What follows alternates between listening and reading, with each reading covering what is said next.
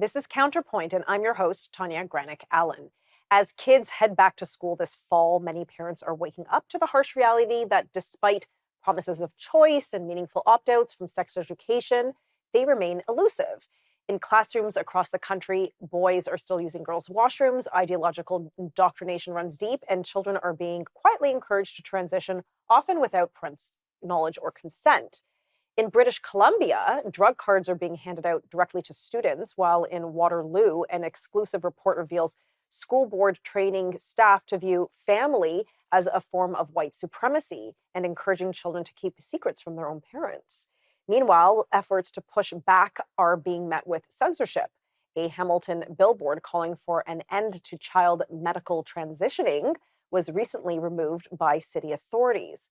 But there's a contrasting story south of the border and abroad, where hospitals like Kaiser Permanente and Washington Children's Hospital have halted youth gender-affirming care. Utah schools are taking down pride flags, and Australia has banned YouTube for kids under 16.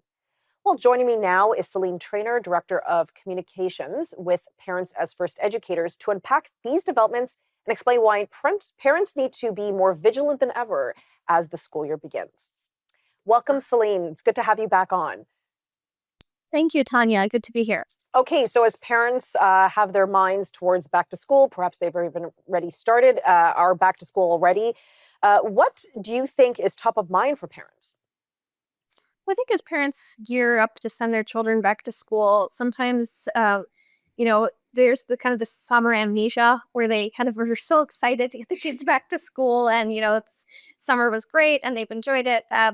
But I think if we're picking up where we left off, which was June Pride Month, where we had a lot of ideological indoctrination in the schools, it's important for parents to remember, and they have remembered, they're concerned when sending their kids back to school, that nothing has changed over the summer. There has been no meaningful change. Like you said, boys are still allowed to use the girls' washroom under the guise of being inclusive.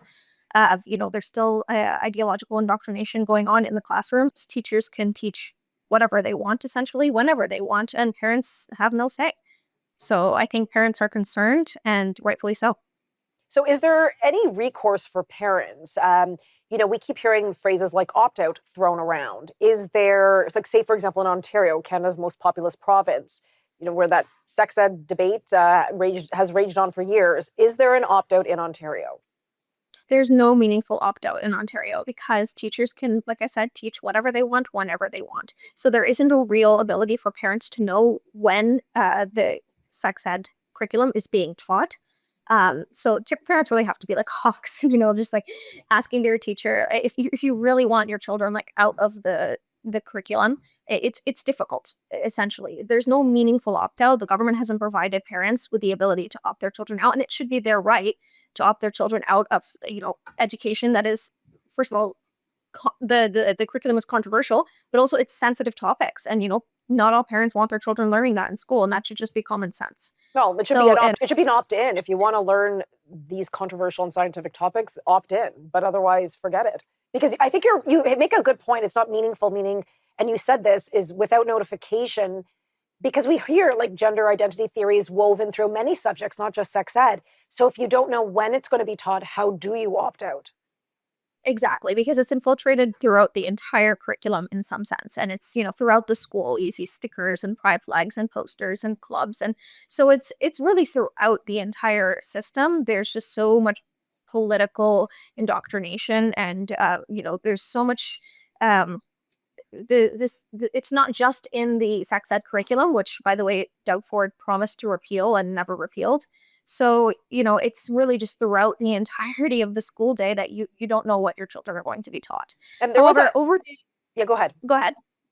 No, I was going to say over the past few months, we have seen some change out west. The good news is always coming from Alberta.